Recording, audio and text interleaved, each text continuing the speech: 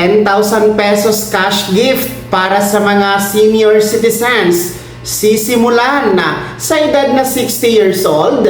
Yan ang ating pag-uusapan dito sa episode na to, mga ka-vlogs.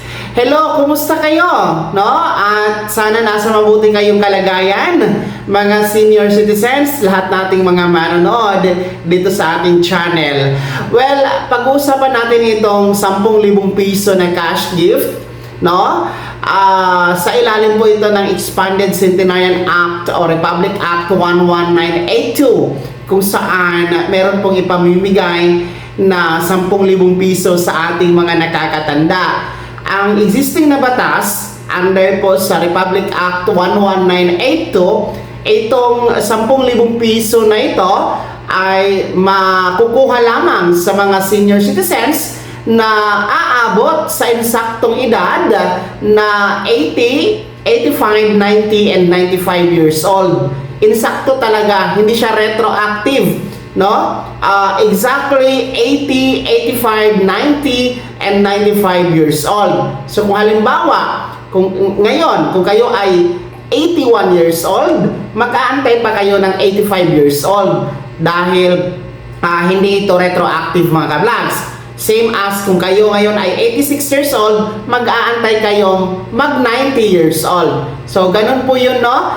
And every 5 years ito na makakatanggap ng 10,000 pesos. Kasi nga, hanggang 95 years old at pagdating ng 100 years old, iba pa rin po yung Centenarian Act of 2016 na kung saan when you reach the milestone of 100 years old, bibigyan po tayo ng gobyerno ng 100,000 piso. Well, maganda ang batas na ito, no? Dahil maiinggan nyo tayong lahat na panatilihin na maayos ang kalusugan nang sa ganon ay aabot tayo sa edad na 80, 85, 90 at 95 anyos para po matikman ang 10,000 pesos cash gift, lalong-lalo na ang 100,000 pesos cash gift for centenarians, mga ka-vlogs, no? Napakaganda ng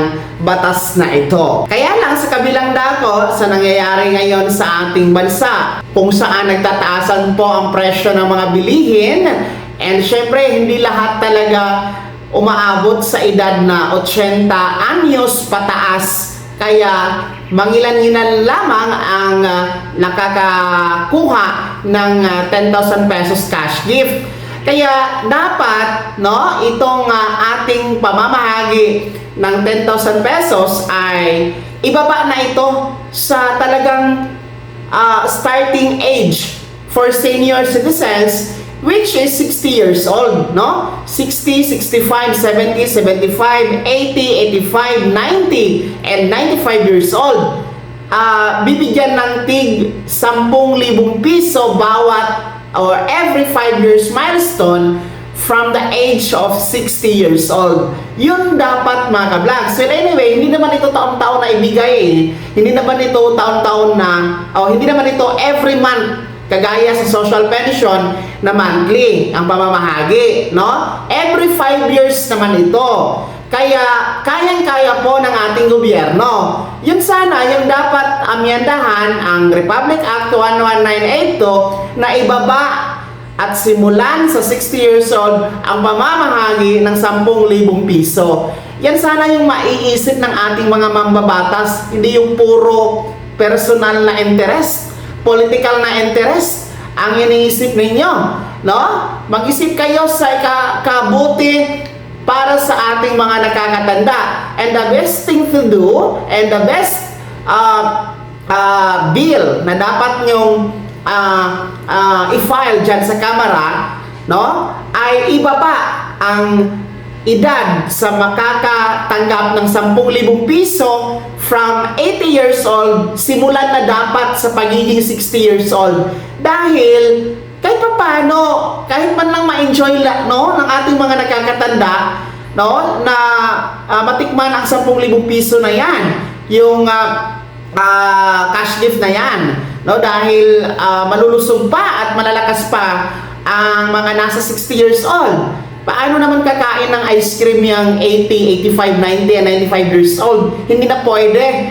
Hindi na yan pwedeng gumala. Hindi na yan pwedeng kumain ng kung ano-ano. Dahil sa dami ng maintenance na gamot ng mga yan. Yung iba bedridden na. Yung iba nasa ospital na. Naku po, maawa naman kayo sa ating mga nakakatanda. No? Sana, no, meron pong mambabatas. Kaya panawagan natin sa House of Representatives, no, sa mga matitino natin sa mga mambabatas, no, na mag-file kayo ng bill na mag-amenda sa Republic Act 11982, no, para ibaba sa 60 years old ang makakatanggap ng 10,000 piso na yan para sa ating mga nakakatanda. Well, itong 10,000 pesos cash gift na ito, nasa ilalim na po ng National Commission of Senior Citizens or NCSC na siyang namamahala dito. Kaya atin din pong tinatawagan ng NCSC, no, na tulungan tayong manawagan dyan sa Kamara since you are lead agency para dito sa pamamahagi ng cash gift na 10,000 piso. Kaya naman, mga senior citizens, kayo din po ba ay pabor na simulan sa 60 years old ang pagbibigay ng 10,000 piso na cash gift? Well, ibahagi niyo po sa comment section na nasa baba niyong comment at reaction sa balitang ito. Kung bago ka pa lang sa akin channel o di kaya di ka pa nakasubscribe, i-click niyo muna ang subscribe button na nasa baba. Huwag kalimutan na pindutin ang notification bell, ilagay sa all para una ka sa mga balitang i-upload ko. Maraming salamat po! God bless! Mag-ingat mga ka-vlogs!